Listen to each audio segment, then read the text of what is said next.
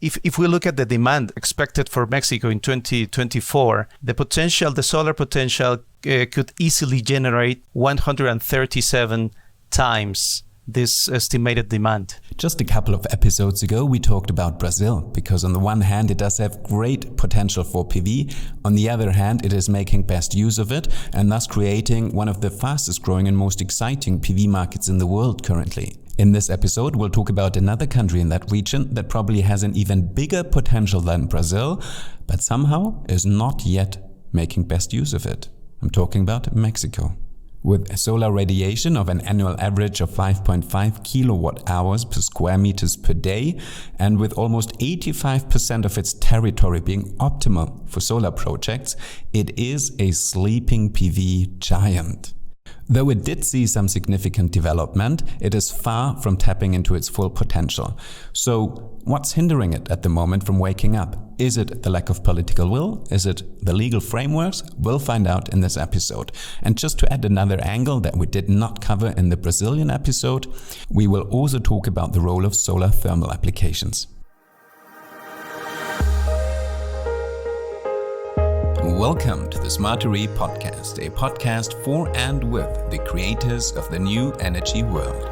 A world in which energy will be renewable, decentralized and digital, bringing together electricity, heat and mobility. Let us show you how we will get there and who will get us there. Since in this episode we're looking at two different angles of the market in Mexico, the solar market as well as the solar thermal market, I also have the pleasure of talking to two guests in this episode. On the one hand, we have Nelson Delgado. He is the General Director of ASOLMEX, so the Mexican Association of Solar Energy, and he really has an intimate knowledge of the legal frameworks in Mexico because he held various high positions, for example, in the Energy Regulatory Commission, as well as in the Ministry of Energy. So he's been involved in all sorts of national programs, initiatives, and plans in Mexico. Welcome, Nelson. Thank you, Zach. Thank you for having me. And as a second guest, I'm very happy to welcome Marisol Oropeza.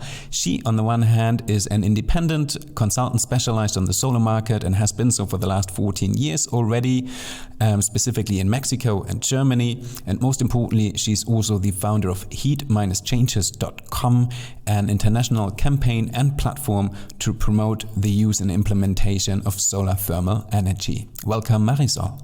Hi, I'm very glad to be here. Nelson, I already mentioned that Mexico is a sleeping PV giant. And before we talk about what's needed to wake it up, we'll have a look at the current status quo. So what are the main characteristics of its power market and what kind of PV development have you seen in the recent years? Great question, Zach. I think that if we look at the numbers look very, very well in shape. I mean, the market is in total 8 gigawatts utility and distributed PV, solar PV. Of course, if we look at the whole market, almost 2/3, around 65% of all installed capacity depends on fossil fuel-based technologies. So it is very important to remember that only 5 years ago, the solar utility scale solar was 0.1 gigawatts. So it was nearly zero, right? So in only 5 years, utility scale has grown 35 times. So yeah, it is not ideal, the environment that we are living right now. There's a lot of uncertainty, regulatory, legal uncertainty, but the market is in very good shape, I would say. And that's also for distributed solar PV that only recently got 2 gigawatts, which is huge, enormous, and again, it's only the last 5 years that has been that we have seen this very, very rapid growth. So basically, there is a very rapid growth if you look in the recent years. It's just that you started at a very small scale, one could say. And we'll talk about that later. But I think just because I referenced the episode with Brazil, I think Brazil at the moment has a 15 gigawatt. So you're sort of in comparison, you would be halfway. And depending on the topics we'll discuss later, maybe you could surpass them. But we'll get into that a little bit. Let's complete the picture. And also let's get the solar thermal aspect here into the picture. Is that a significant market in Mexico, Marisol? Yeah, thank you for that word of taking a look at the big picture, because actually Mexico's solar heating market is the second largest solar heating market in Latin America after Brazil, which is also number one in the region. And the total installed capacity by the end of 21 was about 4.2 gigawatts thermal for all solar heating applications. And for this, I would like just to highlight the part that Mexico is worldwide leader in solar process heating. So the recent numbers from Solar Heat Worldwide account to 89 installations in the solar sector, in the solar industrial sector, which makes obviously sense because of the fuel prices and the large proportion of energy for heating industry, which accounts for 67% of the total energy consumption in industry, whereas the electric part is 23%. So this makes sense, of course, also because of the solar radiation. Mexico is no longer a typical residential solar water heating market. We have large installations in the commercial sector and these amazing numbers in the industrial sector. So if I hear these numbers, they're quite significant. I think you said 4.5 gigawatt, and that's almost half of the numbers that Nelson put out there in regards to PV. So that's really something to reckon with. How come maybe we're not talking so much about it? Because it's really a significant portion, I would say, and best use of renewable resources. So do we just not talk about it? Is it a real problem for the solar thermal industry in Mexico that it doesn't have such a big visibility? Marisol? Yes, of course, it's a big problem because this lack of visibility is not only specific to Mexico, we have it worldwide. Usually all the mediatic attention goes to the electric market and in the specific case to the solar PV market. So from the heating perspective, we know this huge amount of energy demand for heat. So it would be wise to just look at that picture, right? So in Mexico, we deal with that. The industry, the solar thermal industry, deal with that because they face it. They are very open and collaborative. The big players are happy to have more competitors that show their solutions, especially to these commercial and industrial applications. The more players in the market, the more success stories that we can talk about. They are also willing to share information, technical details, testimonials, success stories. That's very important to get this market segment more visible for decision makers, for policy makers, for potential customers. So this is also very important that we can have facts and figures about this great potential that we have in Mexico, but also about the projects which are already running with very good results. And it's also important to speak out and to be proactive, to do alliances with local governments who they actually push solar thermal for very specific sectors. Industrials from the solar heating sector also do a close cooperation with chambers of commerce, with representatives from potential industrial users. So together, they all raise awareness about this really sustainable way to reduce emissions, to reduce costs, and also to have a more sustainable product base, right? Now that you mention it, I almost feel bad that back in the Brazil episode, we did not talk about solar thermal power because it was a significant market as well in Brazil, as you mentioned. And I guess it's a topic that's not only important on a national level, but also between countries just to raise awareness together and also for the region. So I don't want to make this a Brazil-Mexico competition here. I'm sorry I bring it up so often. But I think where it's interesting is just that I mentioned it in the intro. The potential in Mexico is so huge. And I guess you could leave Brazil far behind if you really fully would tap into it, Nelson. So how come we need to talk about the energy policy framework in Mexico and why it's not yet enabling to tap into that potential? So what's the story behind that? Okay, Zach, it's very interesting interesting now that you mentioned that we are very close to Brazil, or we could be closer to Brazil. Yeah, in the recent past, we were very close. And what we have seen in the last 2 or 3 years is a lot of uncertainty. But trying to explain the situation in Mexico for people who are not in the day-to-day business, it is that we have right now in place the same legal framework that allowed private participation. That is still valid. As I mentioned before, over the last 5 years, we have seen some tremendous growth of the industry. And that happened because in 2013, we had a constitutional amendment that allowed private participation in generation and supply of electricity. That framework is still the same.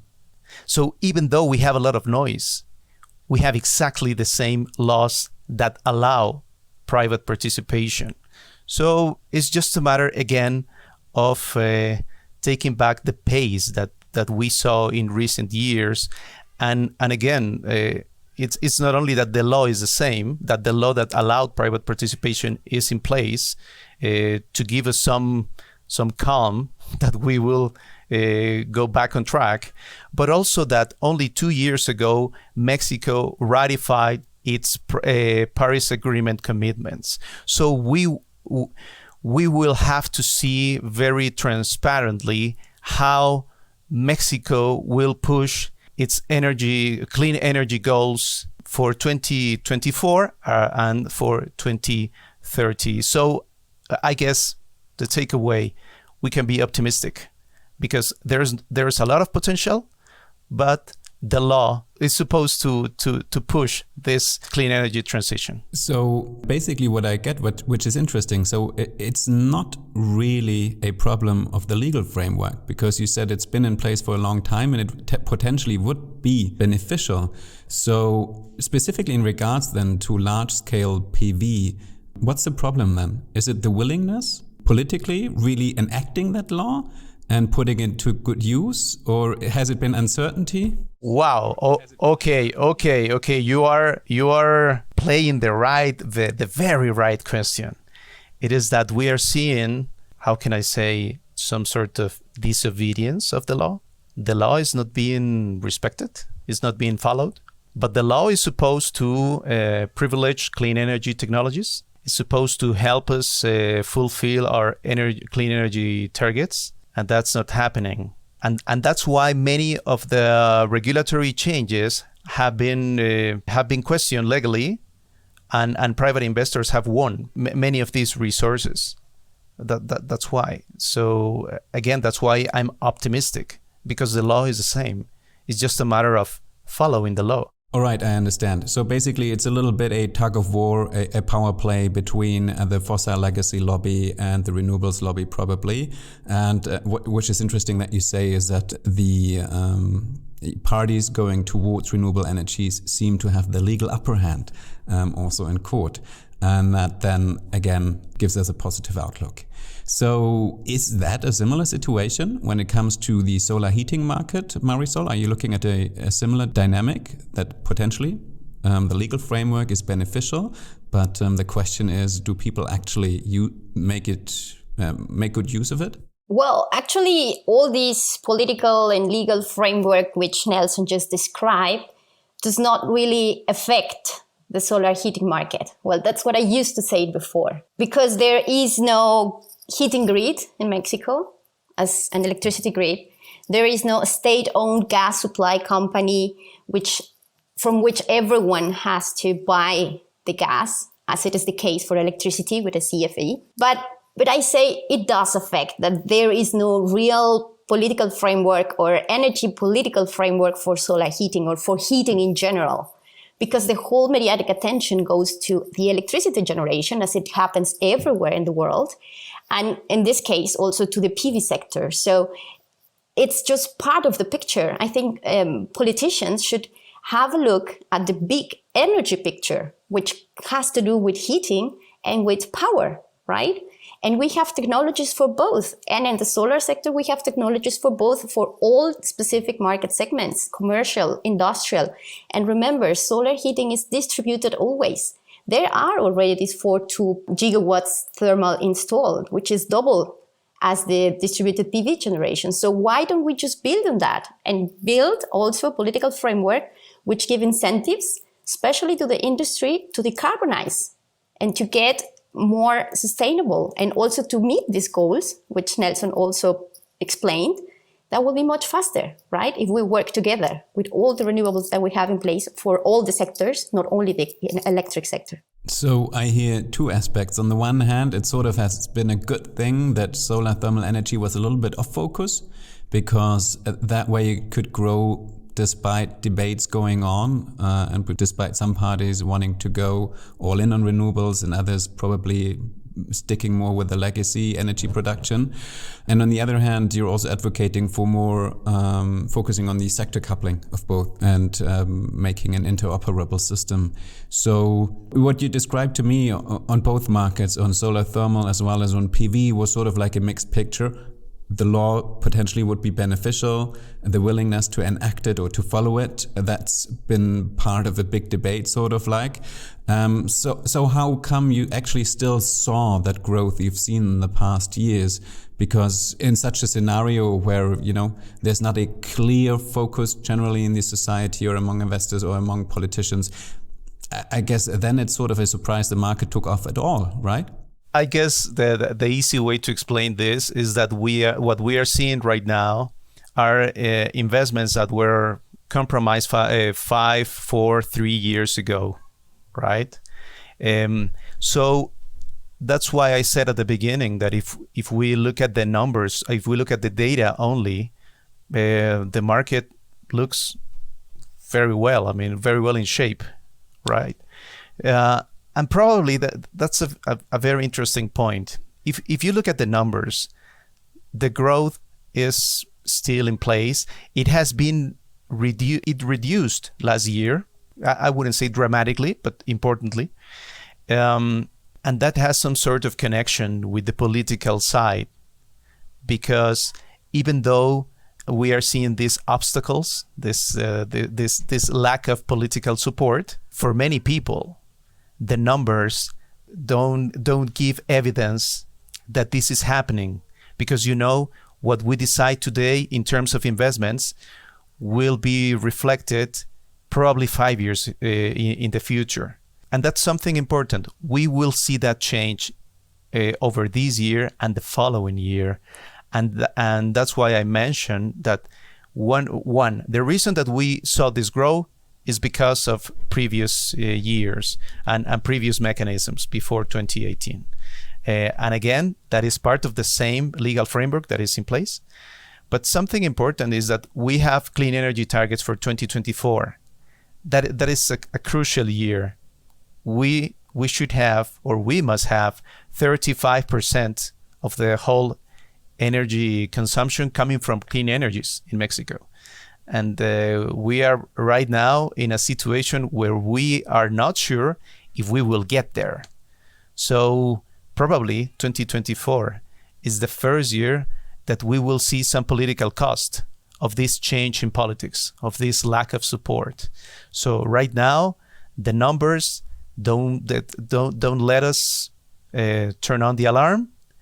We will see if that will continue, because I guess that the political cost will be higher if this continues over the next 2 years. That's why I'm optimistic, because 2024 is part of the Paris Agreement, is in order to get to 2030, to the 2030 targets, the clean energy targets.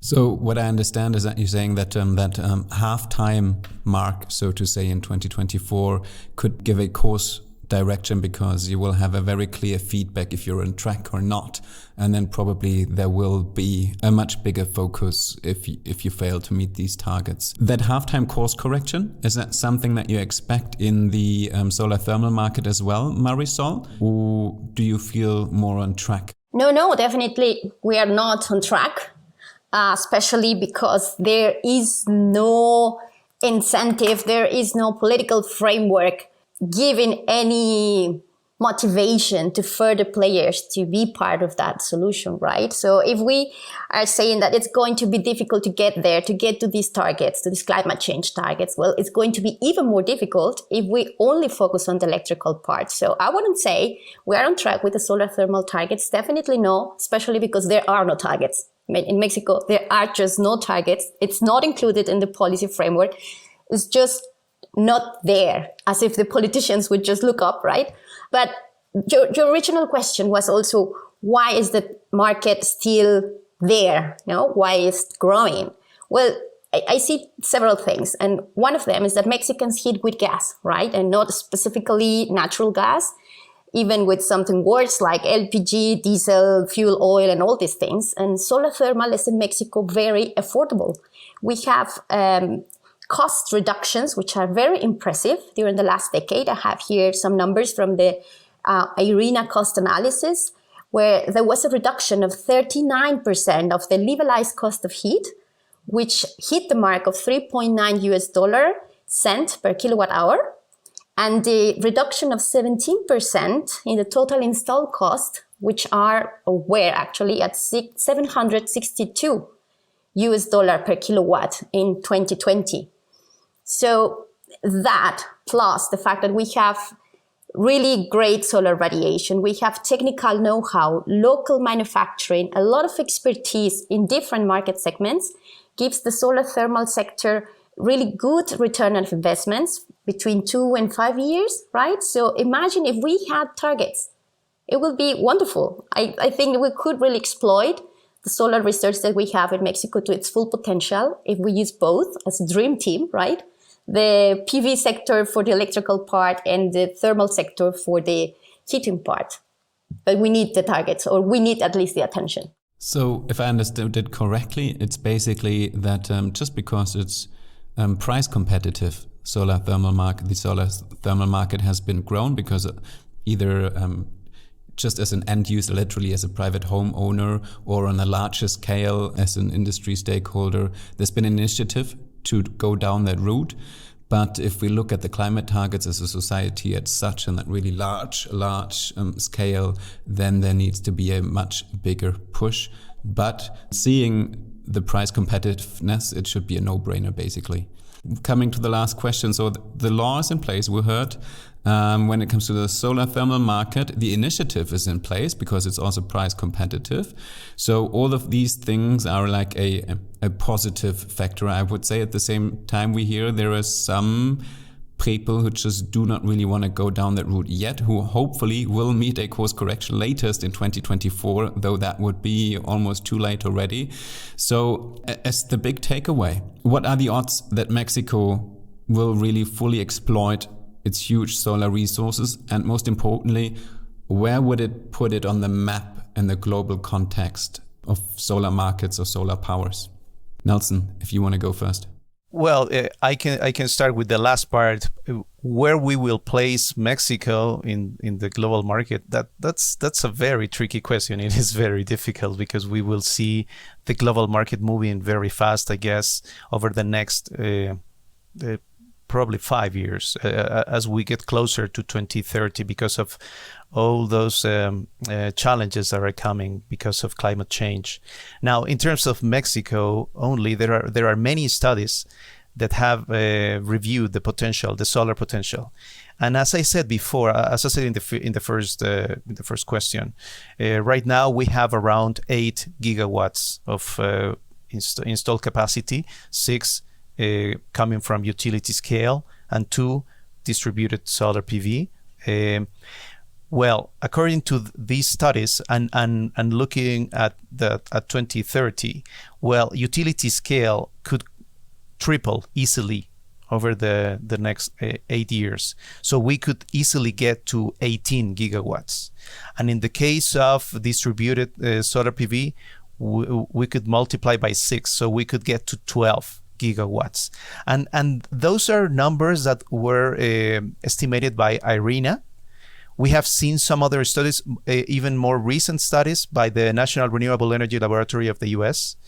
And I will quote, because I guess this is it's a very nice paragraph that says Mexico is ideally positioned to become a clean energy powerhouse given its world-class renewable energy generation. And I guess that is probably the biggest advantage that we have as a market and as a country, that we have many other resources. We have hydro, we have wind, we have geothermal. So that's one of the discussions, right? Reliability, how much we can rely on renewable energy and how much we can rely on variable renewable generation. Well, in the case of Mexico, we have this very nice combination of technologies that can help us exploit this huge potential for solar. So is that the same picture when it comes to solar thermal energy, Marisol, or solar thermal power? Well, there is this study which was done for the industrial sector, where an analysis for several sectors, including textile, manufacturing, beverage, and so on, where we could install 1.8 million square meters of collectors within the next 5 years, which means a lot of jobs, a lot of mitigation, right?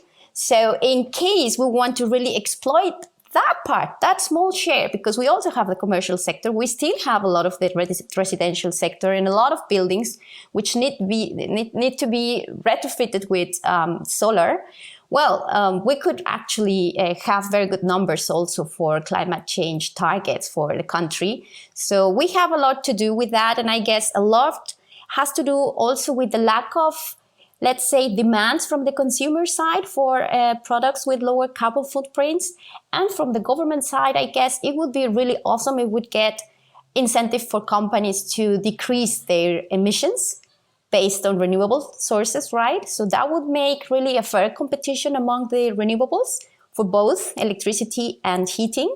And then we can really try to find the best solutions for affordable, clean energy, which is delivered on site without importing any kind of fuels. Wonderful. Maybe if I can sum it up in a picture. It's like a graph that always goes around on social media or LinkedIn here in Europe and in Germany. You see the sub-Saharan zone. You have the tiny square that says this amount of space could generate enough electricity to cover all the demands in Germany, this much for Europe and this much for the world. So technically, could we place that square for the world in Mexico? Yes, we can do that for Mexico, Zach. NREL estimated recently that if we look at the demand for expected for Mexico in 2024, the solar potential could easily generate 137 times this estimated demand. So that is just to give you some idea of how big this potential is. 137 times of the Mexican demand. That means we basically could use all the other 136 times for the rest of the world. I think that should cover a big chunk of that metaphorical square we need to meet the world's demand. So that's been an exciting episode. Thanks to the both of you. My takeaways are that indeed the potential is huge in Mexico. We just heard it literally in numbers, but somehow there is still a tug of war going on between the legislation and the political execution. Hopefully, there will be a significant course correction in 2024 latest, but until then, we already heard it that specifically large-scale investors already are seeing to have the upper hand in that tug of war, and the development nevertheless has seen a significant growth. So certainly a market to keep in your view and to be reckoned with in the future years. Thank you for joining me, Marisol, and thanks a lot, Nelson. Thank you. It was a pleasure as well. Thank you very much, Zach. It was a pleasure. Thank you, Marisol.